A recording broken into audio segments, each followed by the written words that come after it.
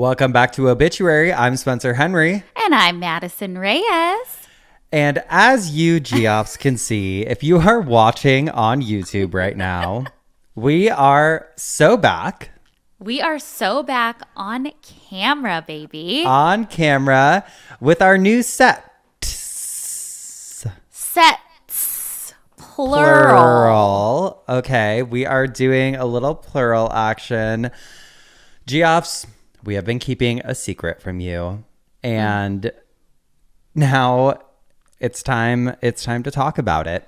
Let's talk about it. Let's talk about the elephant in the room, which is the fact that we are not in the same room right now. Because I did just so happen to move across the country. The gag of the century. Are you kidding me?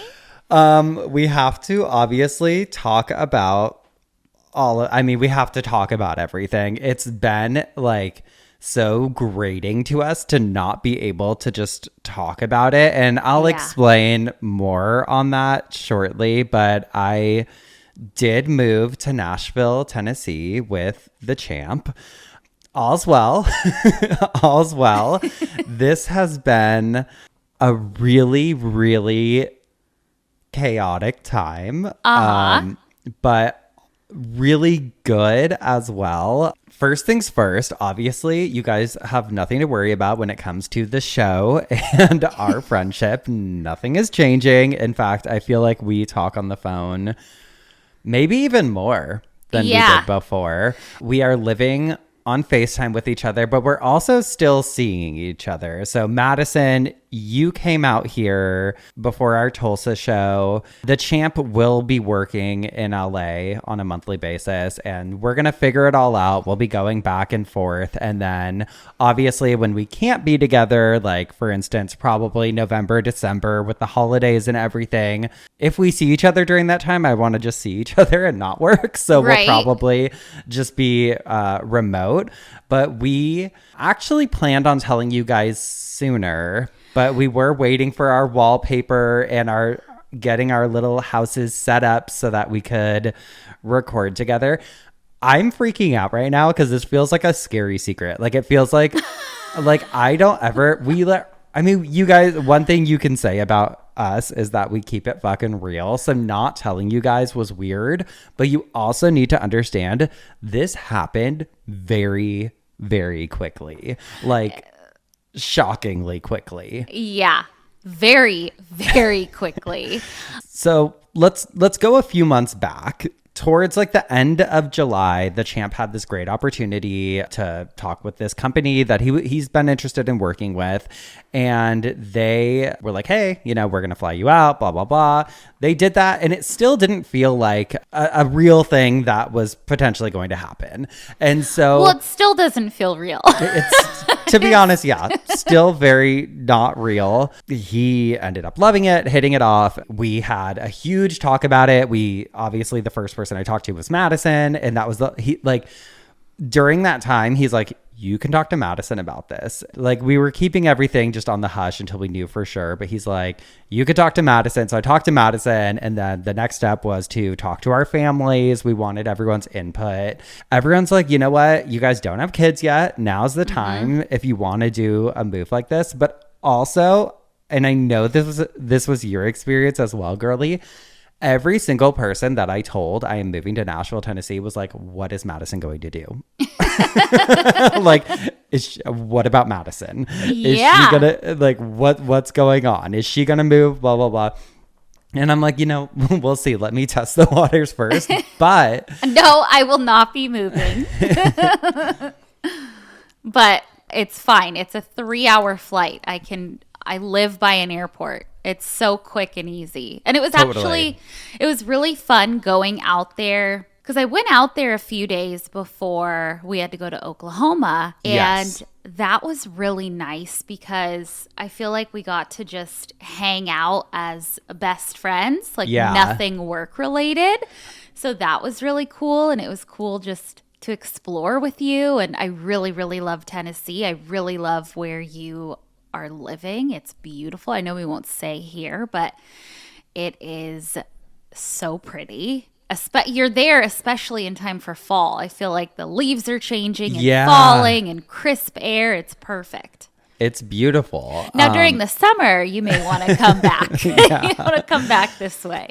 It's crazy. So the champ moved out here in August. And I did post on Instagram pictures from a party, which was for his birthday, but it was also for our going away party, technically. I stayed back in Southern California for a solid month. We were apart. And I came back and forth because we had to like look at places to live out here and whatnot. My big road trip that I took recently was actually quite literally me and Hot Dog. He had come out earlier with Frankie. When he drove out, he's like, I'm taking one of the dogs because I don't want to be alone out there. And I was like, for sure. And so he took Frankie, and then I stayed behind with Hot Dog because she's packed a house or two before, as you guys know. Longtime listeners, this is probably my 50th fucking move since starting this show. It is. He can't stay still. This is the worst move, though. This is my ADHD at the fullest. All the bullshit. I don't know if you'll get into that. We will talk about it on Patreon because otherwise I feel like I'm going to spend an hour talking about this. But I have to say, I've already, Geoffs out here, great. Everyone that we told at the Tulsa show in the VIP, thank you for keeping our secret. It wasn't something that I was like trying to pull one over or anything. It was literally like I wanted to wait to talk about it until I was actually here and settled and like felt like I had my life together, because when I tell you, this was like a thing that happened within 2 weeks of finding out that we were deciding that we were gonna make the move to him leaving and then me having to pack up our entire house and see everyone, like see all of the friends that I've made in Southern California over the past 12, 13 years that I've been there. I think with flying and everything and FaceTime, it truly hasn't even hit me yet, maybe. But we wanted to obviously tell you guys, and there's been so many things that we've had to edit out of episodes because, wait, not yet. Not yet. Well, that is the funny thing too, and something that should bring you guys peace, that like the show's not changing at all, because the last like month or month and a half we've recorded remotely and nobody's noticed or said anything. So we just wanted to come back with a good background. We also hired a video editor who's going to make us look really good, make the videos a lot more visually stimulating. And I mean, if you're still just an audio listener, perfect. We love that. It. Yep. And then you listen, you can just ignore everything I just said because audio is the same. Audio is the same. So yeah, we're not in the same room, but we will be from time to time. Yes, and I feel like it made us, especially doing the Tulsa show together, we're like, oh, okay, this is how we'll still get to see each other all the time, is we'll just have to tour a lot next year. So look forward to that. Totally. But yeah, I feel like it just kind of feels like I'm on vacation right now because like I was just with you like a week ago. Prior to that, it was like settling in and fucking driving across the country and moving all of our shit. And it was just like, it's been so chaotic that literally like this is how much chaos is happening while we were in Tulsa for all of 24 hours was the day that our shitty movers decided to show up. And that's a whole story in and of itself that I have to save for Patreon because it's just it's long-winded, but it's fucking wild, the shit that we dealt with. It was supposed to be there way prior to that, and anyway, literally, so shit was getting moved into our house the one day that we're in Tulsa. And so it's just been like absolute madness. But we do have beautiful wallpaper, as you guys can see. We wanted to like create kind of like a similar-ish vibe with one another. Yeah. So I've got the dark navy poodle heads everywhere. When I first put it up, as much as I love poodles so much, I started to freak out a little bit like, oh God, I can't look at these heads all day long. What the hell did I do? And now I love it. But yeah, I've got the navy blue. Spence, you've got the dark kind of olivey green. Yeah, and I've got a bunch of horses. It feels appropriate. I feel like it's both of our personalities perfectly. Yeah. It feels surreal to like be actually sitting here talking about this though, because it's been like, you know, almost 2 months of us talking about like our wallpaper, and like literally the champ was in this room with me on Tuesday night helping me hang this up because he already knew, but I was like, hey, I'm going to need your help with the wallpaper setup because otherwise I'm going to do it and it's going to be the craziest fucking thing you've ever seen in your life. Girl, all I have to say is thank God you can't see the seam between the ceiling and my walls because it's not it. It's like, thank God this is just the frame. Mine would have looked yours looks so good. Mine would have looked insane if I did it myself. And well, I have to tell you, I was like, I'm not going to use, like, you were able to get peel and stick. Uh-huh. The wallpaper, this is the wallpaper that I loved the most. Yeah. It didn't come in peel and stick. It's like a thick, real wallpaper that you have to put up with paste. Uh-huh. But I saw that you could do it with cornstarch and it made it peel and stick, which it does because I've had to like pull it down, redo it all the time. But I was like a chemist. I had to go buy cornstarch, cook it on the stove. It was like a whole thing. I wanted to I accidentally made meth. I wanted to do it at that point. I was like, I need meth to finish this. And Beth. We need all of them. I need it all. Oh God. But yeah, we're here. I love it. Love that we've got our own little set. And there is a time difference. And you know what, Spence? Huh. I was laying in bed last night at 4 a.m. Could not sleep laying there. Maybe I was anticipating recording You should have texted today. me. Well, I was literally thinking, I'm like, I should call him because it's 6 o'clock there. I know he's up. But then I was like, I don't want to fucking hear it. I don't want to hear it. You called me last night. I know. Too. I know. Yeah, we are on a time difference, which is weird for us. I feel like it's kind of like we're like conjoined twins that just got separated. I know. What the hell? Like I'm learning how to use like my other side of my body or something. It feels so weird. Well, I was like setting up all the equipment and I was like, okay, I can do this. Yeah. Because you always set it up. I'm like, okay, yeah. I got it. Yeah. It's so funny. I mean, but it feels like, well, we were talking about this last week after we recorded. It feels very much the same for us. So hopefully it does for you guys as well. But I'm having a great time here. I won't bore you with all the details, but we're just finally getting settled in. But we've gone to a bunch of concerts, making friends, and yeah. It's fun. What do you think your favorite thing has been? Oh God. I mean, the people are incredible. Everyone that we've met has been just the best. And like, I'm always, I was nervous before moving here too. Like, obviously we moved for the champ's job, but we also like Nashville was a city that he knew. Like, if I got a job out there, Spencer would move here in a heartbeat. And that's true. I love Nashville. But there was like a little bit of nerves because it's like, you hear a lot about like, oh, Californians moving out to Nashville, like they're taking over, And it's like, I never want to be part of a problem anywhere. I just want to be part of the party. And so I was like, every time I've met someone, I'm like, hi. And they're like, oh, like, where did y'all move from? And I'm like, California. Oh, California.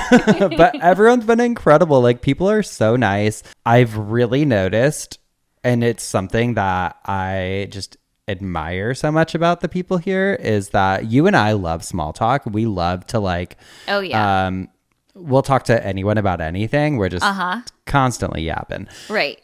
And I would say 90% of my social interactions here like have been just these very elongated conversations. It's not just like, how's it going? I don't know. how's it going? None of that. Like everyone genuinely has like these really in-depth conversations. So I would just say the people here that I've met have been just incredible. Very, very sweet, very nice. Like that Southern hospitality is real. Yeah, I think so. Yeah. Like, this guy's a fucking whack job. But no, I think it's cool, and I'm having it's really fun to like just explore another city, but I'm still like very much in the beginning of it. So like I've only been here for I think 2-3 weeks. Oh God, well it's felt like a year. But it's fun. No, like so many good restaurants. Finally, this last week, found my gym.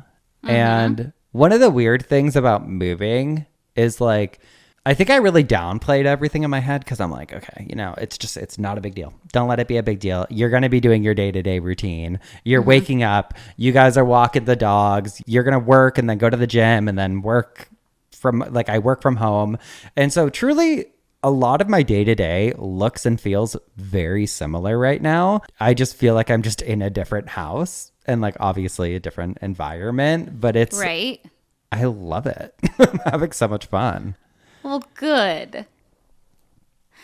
Well, anyway. So actually, we're in a huge fight right now. No. Listen, we hugged. That's how serious it was. We hugged goodbye. Oh, you were teary-eyed. I wasn't. I said... That's that Lexapro. That's that Lexapro. I keep seeing videos pop up on TikTok of like, I had to call the police about a dead body. Oh my God, bag. why did I see that? Why did I see that did too? You? Yeah, they're like, but I'm on Lexapro. Yeah. So they're just like, I saw a garbage bag and there's a really strong odor coming from it. God, thank God for it. Well, you made me just like you made me like a nice gift basket and it was so sweet. Here's what I did. I made you a road trip basket that you packed and didn't use on your road trip. Oops. There you go. Well, in my defense, you know that it was a nightmare. I know. The moving it was a situation fucking nightmare. Nothing against Spirit Airlines, but it was very much the Spirit Airlines of movers, right? Like it was like you pay bamboozled left and right, like bullshit. You like pay a fee and you think like, wow, I'm getting a good deal, and then it's like, yeah, but then you have to add on this, yeah. And suddenly you're at double the price. It was insane. But you're there. You're loving it. I'm here. I'm loving it and having a great time. And I'm actually so excited for my coffin spinner because I'll talk about it when I get to my coffin spinner. But it's been a long time coming. Okay. Oh, yeah. Okay. I'm excited to hear because you've told me a little bit. Well, what's exciting is the day that this comes out is the day before Halloween. And the day of our big book club meetup online on Patreon. I'm so excited for that. If you guys are listening and it's before, what time are we doing it at? 5. You can find out at patreon.com/cultleader. Okay. I want to say like 5 o'clock or like 6 o'clock your time, 4 o'clock here. I don't remember. We said it there and we'll stick to that time. But we're going to do a live stream and we'll talk more about the move and stuff. So if you guys have questions, you can ask there. Log on there. But I came across this article and I found it so interesting. It has to do, obviously, with Halloween. And it's from the New York Post. Okay, it says, what's the loneliest day of the year for singles? It's not the one you're thinking of. I'm going to say Halloween. Okay. I know I kind of spoiled it. But it says this day is seeing less spookiness and more sadness. A new survey has revealed that the loneliest day, feelings of isolation, invisibility, and insignificance for single people is far from what you'd expect it to be. Some would think it's Valentine's Day or New Year's Eve. I always thought of New Year's Eve. but it's actually Halloween. Who would have thought a day filled with candy and spooky decor would make a single person feel sad? Dating.com surveyed 1,000 singles and found that Halloween is a lonely day for many. It goes on to say 59% of single participants revealed that the spooky day is one of the most emotionally difficult holidays of the year, and 57% think it's actually worse than Valentine's Day. Can I say something? Say it. I disagree. Okay. I think I have been single prior to the champ on Halloween for multiple years. Some of the best of my life. Like Halloween, sitting at home, eating what I want to eat, postmating something fun, watching like the OG Halloween or something, or doing something with friends. I feel like New Year's is actually, I would say personally, would feel more lonely. I agree with that. I think New Year's totally can, because there's like a kiss, revolved around it too. Like, kiss your New Year's person. We did New Year's together several times when I was single. I had a few that were just me, you, and Cisco. And then my thing was, even if I was single, I was like, well, I can host something still. And so I know I hosted a New Year's. I mean, but also New Year's feels celebratory and fun too. I guess I just am better than everyone.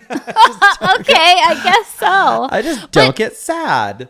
I understand the Halloween thing though, because I think as an adult, for people that want kids, seeing parents trick-or-treating with kids might like trigger something. I don't know. Or just like dressing up, couples costumes, that sort of thing. But interesting that. But how many couples do you know? I mean, like a lot of times they're like, well, like if you're like, oh, Cisco, do you want to be this with me? He's like, no. He doesn't want to dress up. He doesn't want to be anything. If I were single, though, Halloween would not be sad. It would be the time that I am wearing my sluttiest costume. Oh, hell yeah. Okay. She'd be out there, clam out on the dance floor. Yeah, absolutely. I actually just had a random flashback. You and I actually have spent quite a few Halloweens together. Yeah. And I just had a flashback, though. We went to a club. What? Yes. And it was, I don't remember which store you were working at. I feel like you were an owl or something for your costume. I was a deer. I remember we went to Milk or something. Or? Oh, I thought we went to the Lash in downtown maybe LA. That's what it is. Yeah. I don't know what Milk is. That was so long ago. I mean, that was probably... I think I was like just starting to date Cisco. That was like 12 years ago. Oh my God. I know. Young. Back when we were just... Oh my God. So cute. So young. Not a care in the world. We'll probably go clubbing this year, just hit them all. We'll just go to all the club. Well, actually, we could talk about what we're being. Because this comes out before anyway. Oh, that's true. So now my street, I guess, like goes off and is like the Halloween street. So I'm staying home and just passing out candy. But I went to this party supply store that I don't think is a chain. And I kept walking past this creature from the Black Lagoon mask that was like locked up. I love it.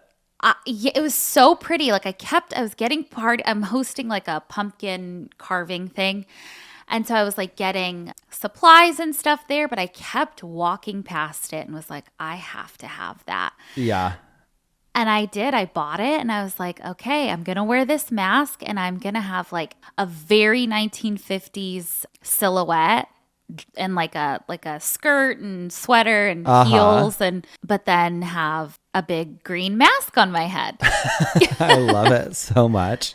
And then Spence, what are you gonna be? You just told me, and I feel like we're still so connected because I feel like we're both being something. No. Oh. You don't know my costume yet. Is it the lizard thing? No. Oh, okay. That's I just bought that. Okay. What's your I costume? did buy a lizard mask. We're doing, so last year the champ and I was Ghostface, and then he was, I forget her name in the movie, but Drew Barrymore in Scream. And this year we are we're doing The Shining. You told me this. So yes, I will be him and he will be her. And okay. Why does he always have to be the girl? He volunteers as tribute. Okay. Oh my God, I can't wait. I know, I'm excited. And I also can't wait to talk about some Am I the Assholes? Let's hear it. And I have one that says, am I the asshole for telling my mom I felt more when my goldfish died? It says, around a week ago, my sister and I were called upstairs and told that our uncle had died. I wasn't really surprised, so I went back to my room. My uncle had terminal cancer and had been expected to pass away for a while. I had already come to terms with the fact that he was going to die. A few days ago, my mom and I were in the living room talking about the funeral plans, and my mom kept trying to get me to talk about how upset I was and my emotions regarding the whole thing. Truthfully, I don't have many feelings towards it. He had cancer. We knew he was going to die. I told my mom I was more upset when my childhood goldfish had died, which is the truth. But I might be an asshole for saying it out loud. My mom got mad at me and sent me to my room and now has been avoiding really talking to me at all. Edit to add, my uncle that died was my father's brother, not my mother's. Okay. I mean, I don't know if you're an asshole because that's how you feel, but that's really harsh. Yeah, it's like a rude thing to say. Yeah, that is a rude thing to say. I don't know. Maybe you need to check yourself, actually. Yeah, because it doesn't say like, oh, the uncle was mean to her or mean to them or anything like that. It's just like, yeah, we weren't close. He died. You don't like, and that's also a natural thing that I don't think people really talk about enough is sometimes people in your life do die and you don't really feel anything. You're just kind of like, oh, sad. But like, yeah, that's it. Don't really think about it again. But you don't go to the next level to say and say, I'd be more upset if my goldfish died. No, you don't need to, double down with a devious comment like such and things. All right, this next one says, am I the asshole for telling my brother his fiance was talking about a dying family member? Okay. It says, I, 19 female, was in a group chat with my sister-in-law to be 28 female and her friend. Me and my family were told in September that my grandmother had cancer and recently learned it's getting worse as the days go by. My brother, 29, male, has been going over there a lot. She's tagged along with him, and my sister-in-law texted the group chat and said that she was annoyed that he was going over there. I get that she was tired, but also never even asked if I was okay or how I was doing. I told her to take it easy on my brother since this is a hard time on everyone. Well, I was keeping her up to date on things and told her that my grandma's cancer has spread, and she got mad that they might have to cancel plans with my brother's childhood best friend, and she said she was mad at the fact that he was going over there. I told my dad, who then told my aunt, who let everything slip out to my brother one day. He asked me to send photos, and I wasn't going to hide what she said about everything, so I sent it. Her and my brother got into an argument over the fact that she was venting to me about my grandma. I had texted her last week to tell her that it wasn't my intentions to cause an argument, but I haven't been asked if I was okay and how I was doing during her ranting. She told me she had to return the key and she's not welcome over there right now, and told her friend that she wanted an apology. All I could say was, I'm sorry, since I couldn't really think of an apology at the time that wasn't super snarky. She then told her friend she didn't want to talk to me and said that I needed to come up with a better apology before anything. Am I the asshole? The whole dynamic with the aunt and the whole family just kind of feels toxic a little bit. Like the whole thing feels toxic. I think everybody's kind of an asshole. I mean, it wasn't right for her to be talking about your grandma, but why would you have to show those to other family members? I don't know. What I don't get is why the soon-to-be sister-in-law is annoyed that her soon-to-be husband is going over and seeing his dying grandma. True. That is true. She's an asshole, but yeah, I feel like it's just everybody kind of. Everyone's an asshole. Everyone's got them and everyone can be one sometimes. Oh my gosh. And you know what? Everyone can be a bitch sometimes. Oh, you're so right, Madison. Especially us. Oh, yeah, baby. And you're up first, which means I should have a little side bitch. Yes. And yes. I don't. Just kidding. I do. I do. This plot twist. Plot twist. Well, remember, I still get one. Out of jail free card or whatever. Yeah. So this is from the state newspaper, May 1st, 2007. This says Monster Mash, one hit wonder. He does the Monster Mash no more.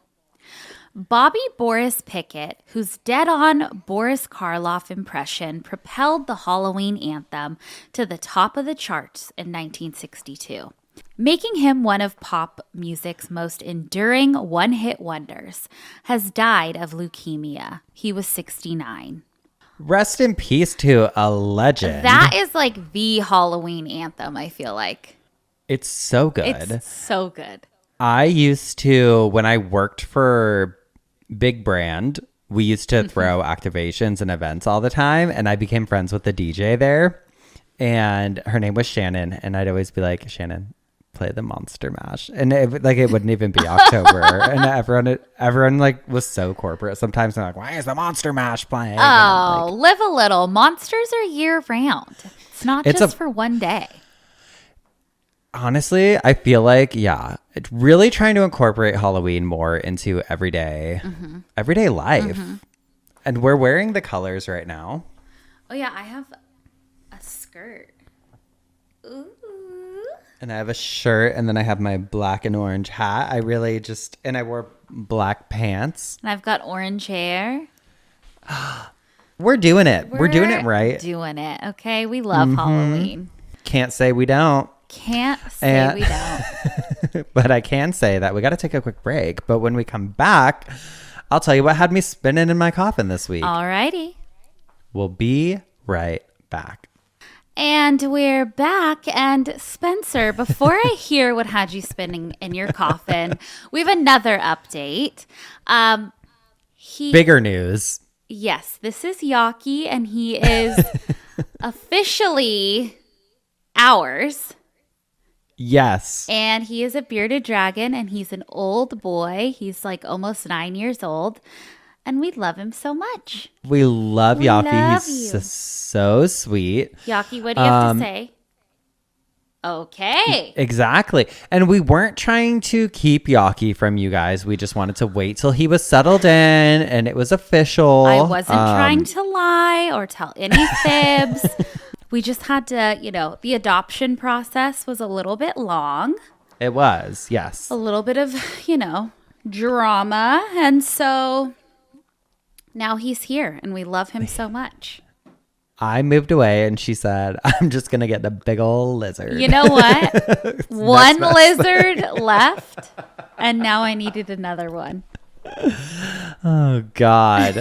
Okay. Well, I am so excited because this has had me spinning in my coffin for like 2 months. Back in August, I came out here to look at places with the champ. And we went on this ghost tour / true crime tour of Nashville. The tour started out at the Tennessee State Capitol, which is my focus for this week's episode because it's got stories on stories on stories and its history is kind of wild. I'm so excited to tell you everything about it because I know you're going to love it. I just have to say, first of all, I fucking love a ghost tour. Like anytime I travel, anytime I go to a new city, I want to do one because you learn not only like the local haunts, but you learn about the city when you do a ghost tour. Right. Absolutely. We've done one. We did one in Salem. A while back. And that was so much fun. That was so much fun. But you and I never experienced cold like that. Remember, we had to run back to our hotel because we were freezing. Mid ghost tour, we were like passing our hotel on the tour. We literally ran up to our hotel and we were like throwing on hoodies and shit and running back down to find our group. I've never been that cold. I've never experienced that. It was crazy. that was But cool. learned a lot, and it was very cool.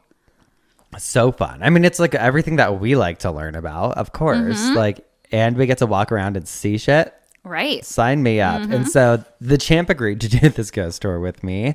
And it was really cool because we learned all about the Capitol building. And it's actually, I guess, according to them, set at the highest point in the city. And I think I think part of that was like man-made. Like they built this little hill to put the Capitol up on. Oh, we drove past it when I was there.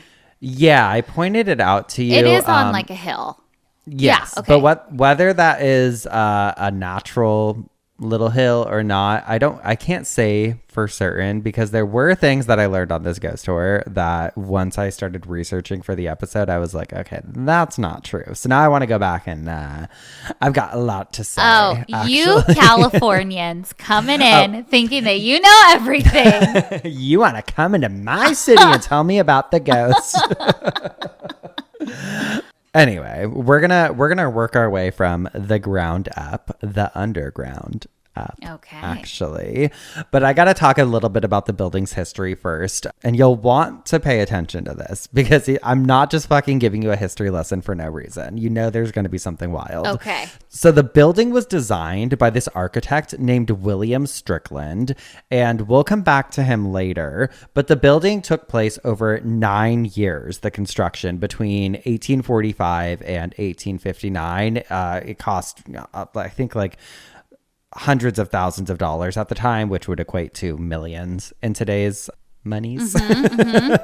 And originally, I learned Knoxville was actually the capital of Tennessee. And I think there was a total of 5 other places that once were the capital of Tennessee. But in 1843, 2 years prior to the construction of the capital, the General Assembly chose Nashville to be its permanent capital. Okay. The building itself is pretty grand. It's based on a Greek temple. I can't talk about the history without talking about the history. It was a very laborious project, and the people doing the actual manual labor in building this consisted of a lot of convicts and also a lot of enslaved individuals, which feels important to note. And it's fucked up to think about, like, okay, the Capitol building is being built literally by people that are doing slave labor. Like, it's so fucked up. But on the tour we did, the ghost tour, it was mentioned that the Capitol building was the former site of an indigenous burial ground. And while the Trail of Tears absolutely passed through Nashville, I cannot find any information verifying this specific claim about the Capitol sitting on top of a burial ground, which also then I was thinking about it and I'm like, one, it would be really fucked up if that was the case. But even if it's not the case, it's kind of fucked up as a claim to make if there's no verified claims of it actually existing there. Yeah. Maybe there is. Maybe somebody knows something I don't. I'm new here. I just couldn't find anything verifying that there was like an actual like indigenous burial site on the grounds. And they also said on that tour that later on a Catholic church was built on the grounds and that they had built a cemetery over the indigenous burial grounds. So it was kind of like a double-decker cemetery. However, this was also debunked in my research because while there was a Roman Catholic church called the Holy Rosary Cathedral built on the hill prior to the Capitol building, there's no evidence that there was an actual cemetery attached to it. So I'm sorry to burst the bubble. I love a ghost tour, as I mentioned, but you do gotta fact check sometimes because I think that was just maybe a local spooky legend that's passed around. Like, yeah, it was on top of an indigenous burial grounds. And then also there was a Catholic cemetery on top of that one. And then they built the building on top of it. Wow. When there's no evidence to suggest so. Right. And I was a little disappointed because obviously when I was on the tour, I'm like, oh my God, there are 2 cemeteries built atop one another. Double-decker? And then a Capitol building built on top of that. Like, that's haunted as fuck, but it seems to be untrue. So if anyone has a credible source saying otherwise, correct me, babe. I have no problem being corrected ever. But the main story that I learned about the Capitol and fact checked, confirming it was true, confirmed that there are actually bodies there, but they're in the walls of the building itself. Oh, that's not any better. Now, this is where I feel like my gossip's bridal brain went absolutely ham because we have a feud, baby. Oh, God, I love a feud. We love a feud, and this one's good. It's juicy. So it all started back in the mid 1840s when the state of Tennessee hires this man named William Strickland to design the Capitol. And William is this fancy architect from Philadelphia with a really great background in the design world. And he was a student of this guy named Benjamin Latrobe, who designed the U.S. Capitol in Washington, D.C. So he kind of thought of himself as this like architectural royalty, especially with building out specific like government buildings and stuff like that. He was all about columns. He loved domes. He loved like very dramatic pieces. And William had this kind of, I don't know how to say it exactly, but he had like a don't tell me how to do my job. Okay. A know-it-all. Know-it-all vibe. Yeah. I think he knew it all. And I think he really did know it all. Like he was like, I know what I'm fucking doing here. Got it. Okay. I can understand that when you know something so well, you're like, I don't need anybody's input. Yeah. You're not going to tell me how to write an obituary, babe. Yeah. Okay. That's the one thing that I could probably do. Right. Totally. Anyway, no, but he really was largely credited with establishing the Greek revival movement in the US. So he definitely had reasons to have this ego, kind of like that bitch. Pretty much brought Greek revival style to the United States, which you see in so many historical buildings. Now, unfortunately for William, the state also hired this man named Samuel Dold Morgan, who was a successful Nashville businessman, to oversee the project and keep an eye on the budget. Okay. Samuel was the kind of guy who would like balance his checkbook for fun. He was a total numbers nerd, and he definitely wanted the building to be impressive, but he was like, I want this done cheap. This creates like a big rivalry between the two men, and they got petty. They absolutely hated each other because William's like, no, we need to have this and we need to use this material and blah, blah, blah. And Samuel's like, no, absolutely not. It's going to be too expensive. And like, basically it's like the equivalent of like, you go to a fucking store and you're like, oh, I think we need this for the house. And like, oh, it's having a husband be like, it's too expensive. I think we could probably find a cheaper one. And you want to just be like, fuck off. Yeah. I want to get what I want to get. Yeah. Like William thought Samuel was just a cheap bitch, basically. And Samuel thought William was this like pretentious asshole. And they fought over a lot of different things, but mostly the materials used for the building. Most notably, the limestone, which, in case you guys didn't know, is incredibly porous. Incredibly porous. And they fought over everything from like how things should be operated to the building itself, to timelines. Basically, every brick laid in that building came with some sort of sarcastic comment from one to the other. And it was rumored that their fights were legendary. Like they would just go at it. So they were just like fighting constantly, and workers would even say when it was like lightning and thunder outside, they're like, no, that's the two of them fighting. Did they have like Southern accents too? Well, one was from Philly, so one probably had like more of like a Philly thing going on. Oh, cool. Okay. Yeah, one was from Nashville. So he did. He's probably like, you're not going, what? Okay. Listen here, feller. You're not going to spend all this goddamn hard-earned money from the American people on this building. Oh, the Nashville guy was the one who wanted the cheap. Yeah. Got it. Okay. Yes. And then William was like, but no, because he's from Philly. And people from Philly probably thought they were better than everybody at that time because of like science and the medical industry, right? Like the medicine aspect. They were like, yes. Yeah. We were cremating people. We were doing it all. We were doing phrenology at that time, baby.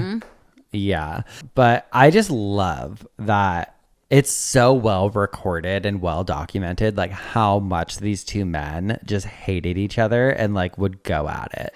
Like it's just, I wonder, I gotta know if they like laughed.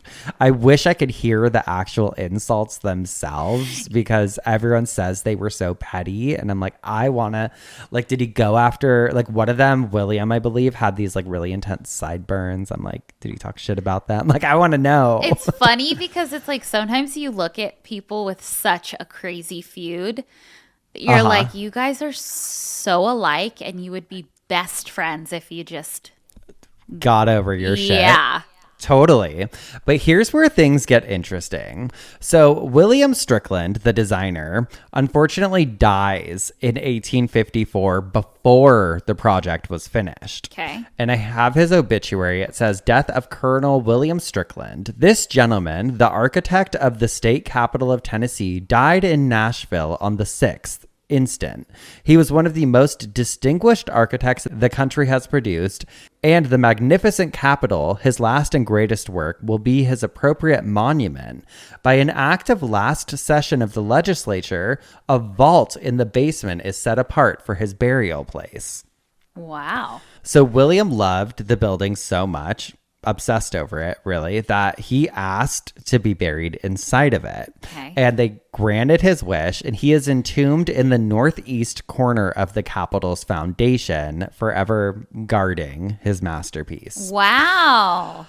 The Capitol was finished 4 years later in 1859, and actually William Strickland's son, F.W. Strickland, supervised the completion, which I thought was kind of cool because it's like he's protecting his father's legacy. But here's where things get really interesting. Years later, Samuel Morgan dies in 1880. His obituary reads as follows. Colonel Samuel Morgan, one of Nashville's most successful merchants and public-spirited citizens, died in a protracted and painful illness on the 10th instantly. He was nearly 82 years old, having been born at Staunton, Virginia, November 8th, 1798. And girl, he too was buried in the Capitol. Oh, but just out of spite. Not anywhere near William Strickland. Okay, of course. They put him in the opposite corner of the building in the southeast wall, which was like the furthest possible point from William.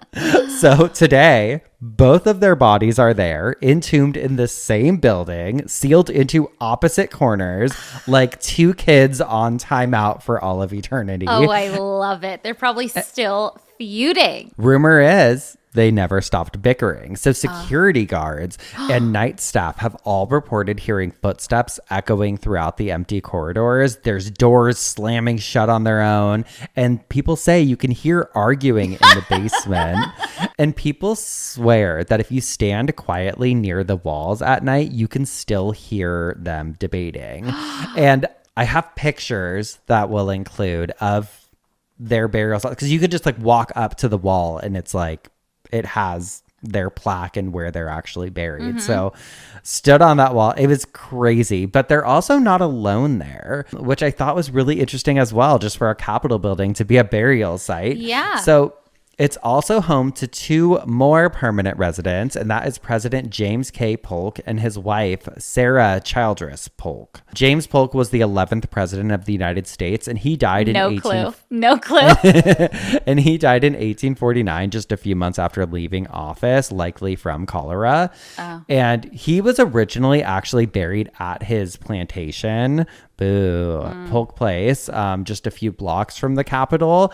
And his wife, Sarah, lived there for decades after his death. But after her death in 1891, Polk Place was sold off and their graves were moved up to the Capitol grounds, where they rest today under a marble tomb designed, ironically enough, in the same Greek style that William Strickland had made famous. So on the grounds above, you've got a U.S. president and a first lady resting peacefully. Wow. And then on the lower portion of the building, you've got two men who have been fighting for over a century. Oh my gosh. That's crazy. It's apparently a paranormal hotspot. There's a lot of talk of like spirits, and they say that like if you look up at the top of the building, before there were railings, I guess there were several instances where children fell off the top of the Capitol. So there's like lots of talks of spiritual activity, paranormal activity happening there. Oh my gosh, that's crazy. But I was so excited to learn that story. And then I was like, Well, I'll save it for when I get to actually talk about it. Yeah, that's perfect. What a perfect introduction to Nashville for you, too. Honestly, yeah. Last time I was here before that was when we did a show here. So I was like, I've had just kind of spooky times in Nashville. I hope you do some more. Me too. I'm going to do my own ghost tour, actually, is what I'm going to do. I'm going to tell people the real history. Okay. All right. Verified sources. Okay. Well, we'll see how that goes. What had you spinning in your coffin this week, girly? Okay, my little Halloween ghouly girlies. Today's coffin spinner is actually pretty special because not only is it Halloween adjacent, but it's also the 156th anniversary of one of the deadliest and most ironic food disasters in British history. Okay, it is wild. On October 30th, 1858, the day before Halloween, a bunch of unsuspecting Victorians ate peppermint humbugs and dropped dead. What's a peppermint humbug? Okay, I had to look it up too, and they still sell them, but they're like these little striped peppermint candies. We'll put a picture up. They come in all different colors, but I believe that these were like the white and like kind of a brown or gray. But they're not like round. They're like a weird kind of oblong, almost like a ball, but not. I don't know. Okay. But yeah, they still sell them. When I was thinking about this, I was thinking about like when your parents would say like, "Don't eat the candy yet. Let me inspect it." I know you've covered, I think on Cult Leader. I don't think here, like just all of that, like the Halloween candy. Yes, yeah. But this is like the first. This is like wild. And obviously awful. So let's get into the Bradford sweets poisoning of 1858. We are in Bradford, England. It's October 30th, 1858. It's cold. It's really smoggy, like the air's full of smog. It's like a super industrial area. However, there is a little ray of sunshine amidst all of the gloom, and that is the Candyman.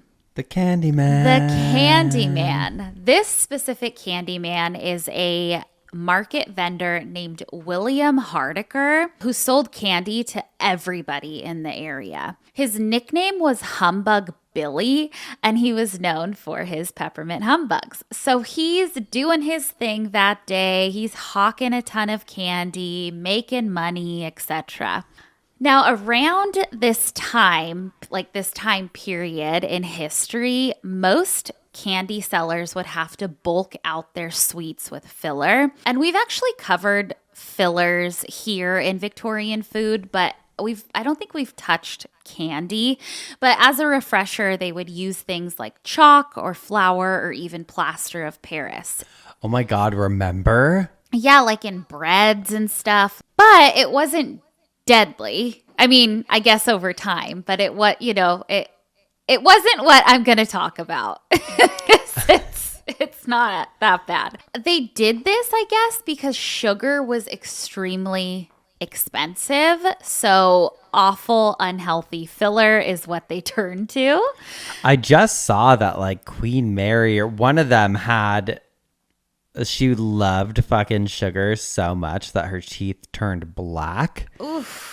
But people were like, oh, it was a sign of like her wealth though, because it was so rare to be able to afford sugar. Yeah. Oh my gosh. Sometimes my teeth turn black, but that's with red wine.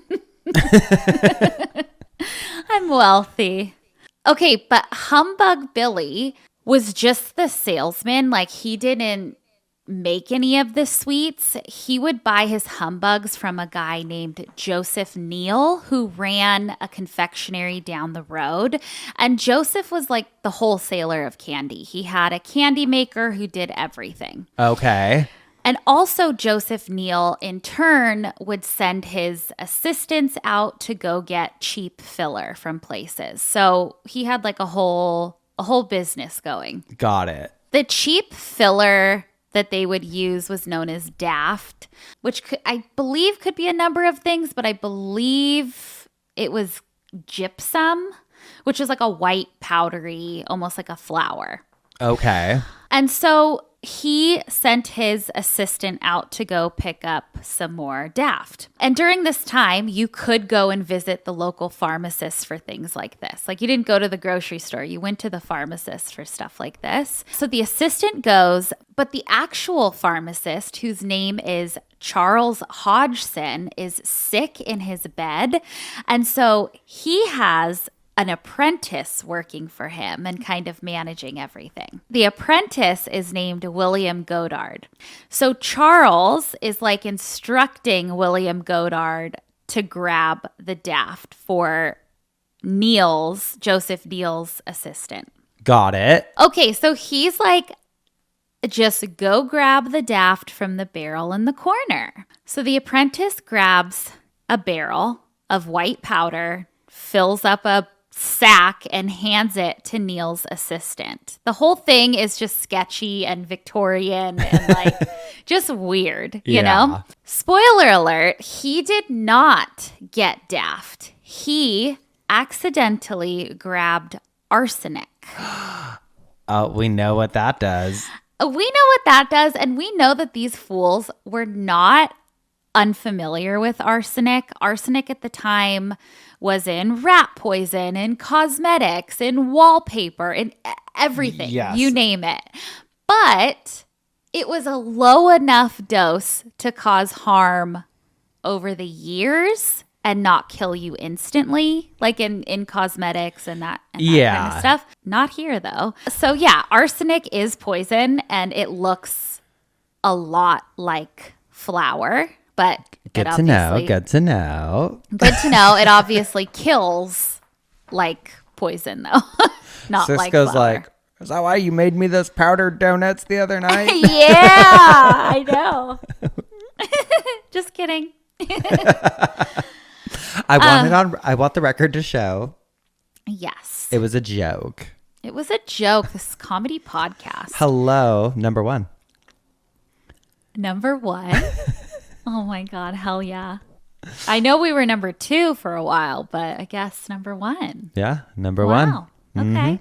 Okay. Okay, so the candy gets made unknowingly with loads of arsenic powder instead of daft. It's boiled, mixed with peppermint oil, formed into little lozenges, and loaded with arsenic dust. Ooh. Sounds yummy. Give it to me. Give it to me.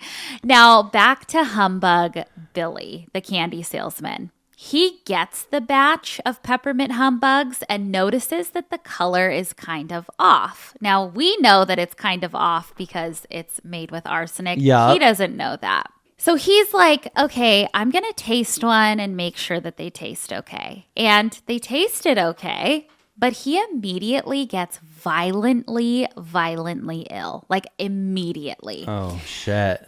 But he just chalks it up to illness. He's like, I might have like a stomach bug or something. Like, sorry, pause. That's fucking insane to be like, oh, these don't look right. I'm going to try it to make sure. Oh, God. Uh-huh. It must be something else. It must be something else. I know. It's fucking... Candy couldn't ever kill you. No. Are you kidding me? So he proceeds to sell them. He has 5 pounds of poison candy go out to the public that day, October 30th. But there were about 40 pounds of the humbugs made, but only 5 pounds went out that day.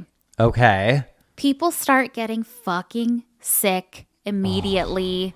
Vomiting, cramping, diarrhea, spasms. According to one doctor's report from the London Daily News, the symptoms included, quote, great retching, vomiting, pain and burning of the throat, intense thirst, pain in the abdomen, and diarrhea. Those aren't normal everyday symptoms. No, I know. God. The first confirmed deaths are 2 boys, 8 and 11 years old, and more fall sick literally by the hour. Shit. At first, the doctors are like, okay, this is more cholera, because cholera was a big thing back then. Yeah. But the problem was that the symptoms hit way too fast, and they seemed weirdly concentrated in like a certain area. So the doctors kind of ruled that out. I guess one man was like trying to get to the bottom of it, and he ate one of the candies and like to test it, and he collapsed in agony. And they're like, well, probably something else. It's probably cholera. Who knows? But a father, there's a ton of stories, but a father came home to find his 2 young sons dead in bed, which is so sad. And the only thing that they had eaten were the peppermint humbugs. Shit. So panic starts to set in everywhere.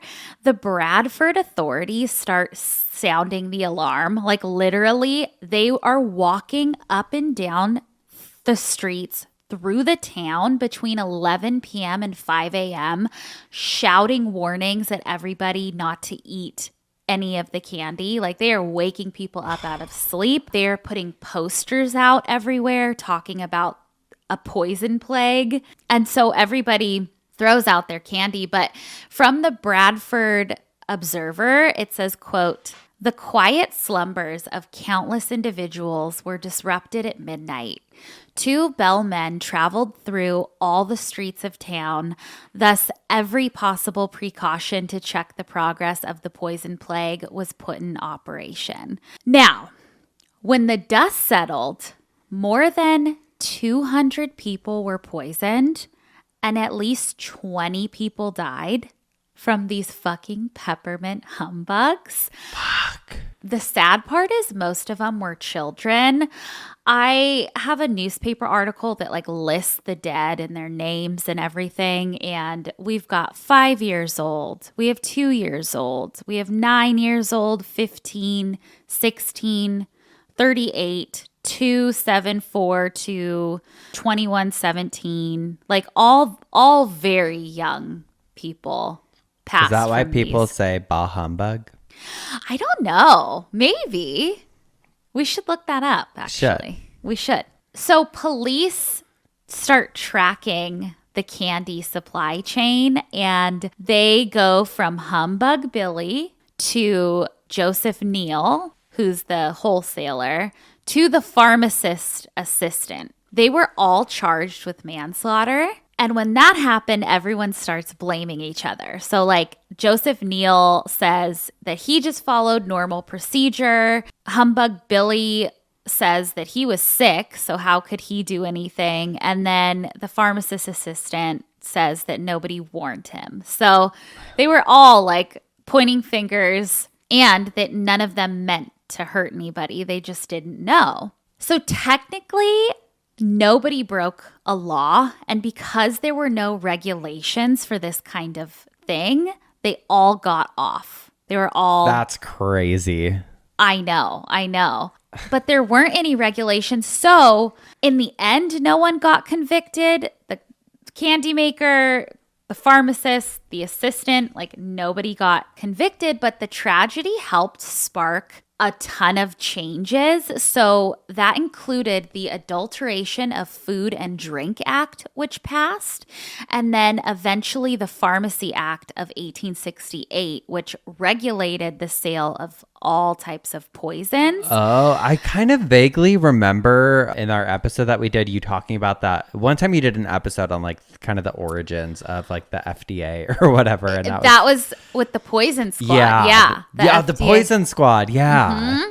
So yeah, that is how on Halloween Eve, a Victorian sweet shop accidentally killed everybody. Fuck.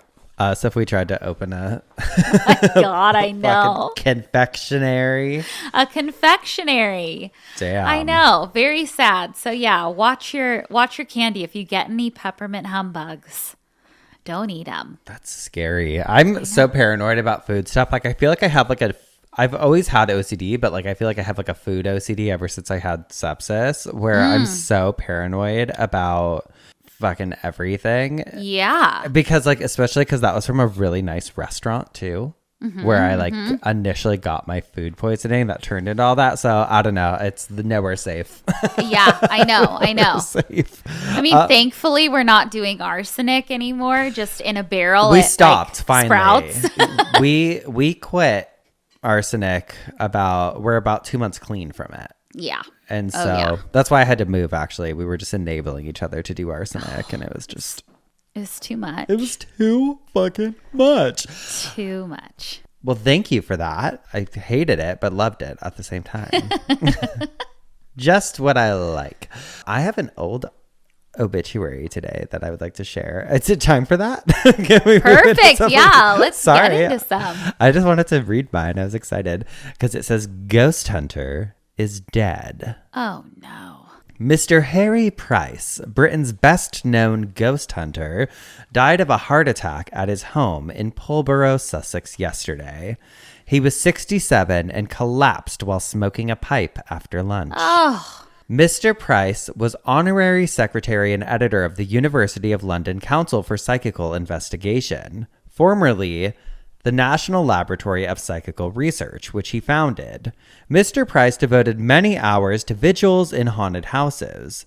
BBC listeners will remember an occasion in 1936 when he described his wait in an eerie cellar for the ghost of the ancient Dean Manor near Meatham, Kent. He told listeners how the temperature rose and fell suddenly for no apparent reason, but there was no sign of a ghost. Mr. Price once declared that hundreds of well-educated and well-to-do men and women in all parts of London were constantly practicing devil worship, black magic, sorcery, and witchcraft. He alleged were practiced in London on a scale and with a freedom undreamed of in the Middle Ages. He collected the world's best library on psychical research, magic, and collateral subjects, now the Harry Price Library of Magical Literature in London University, consisting of 20,000 volumes, and he owned the world's biggest collection of ghost photographs. He wrote many works which had been translated into 8 languages. Wow. Well, thank you for that. A spooky guy. I want to see his collection. A spooky guy. I feel like I've heard of Harry Price. Maybe. I don't know. Who knows? Probably done it before. We're hundreds of episodes in it. Hey, who knows? I was excited. New to me again. You know what? I love it. I love it. Well, I have an obituary from the Fort Lauderdale News and Sun Centennial, Sunday, November 5th, 1961. It caught my eye because it said, "Close cousins die together." Us? Yes. Well, just wait. It's pretty brutal. Shit. Bordentown, New Jersey, November 4th. James Jr. and Donald Dyson, both 5, were more than just first cousins.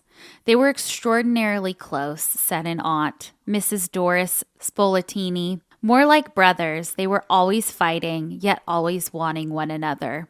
Their fathers were brothers who married sisters. James Jr. was the son of James and Elvira Dyson, both 27. Donald, a twin, was the son of Billy Jack and Elsie Ann Dyson, both 31. Grief brought the Dysons even closer Saturday.